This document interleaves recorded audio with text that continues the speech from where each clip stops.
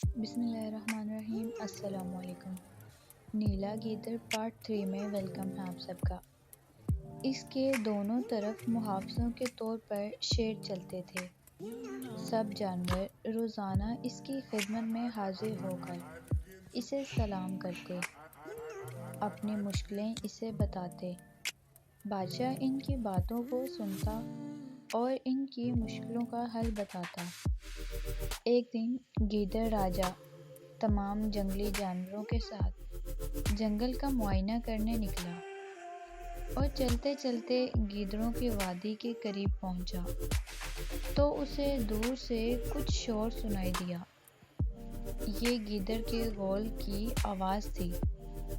گیدڑ کی یہ فطرت ہوتی ہے کہ وہ چاند دیکھ کر چیختا اور آوازیں نکالنا شروع کر دیتا ہے، اور دوسرے گیدڑ بھی ان کی آوازوں میں آواز ملا کر چیختے ہیں۔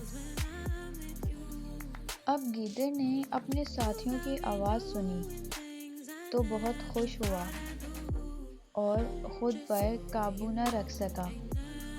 اسے اپنی بادشاہت کا بھی خیال نہ رہا اور اپنا سر اٹھا کر اس نے بھی گیدڑوں کی طرح چیخنا اور آوازیں نکالنا شروع کر دیا۔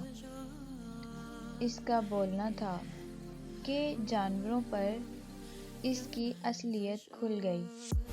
انہیں معلوم ہو گیا کہ یہ نیلے رنگ کا جانور کوئی اور نہیں بلکہ رنگا ہوا گیدڑ ہے۔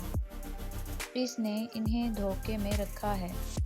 سب جانور مارے غصے کے اسے پھاڑ کھانے کے لیے اس پر چڑھ دوڑے، لیکن گیدڑ نے تو پہلے ہی سے بھاگنا شروع کر دیا تھا۔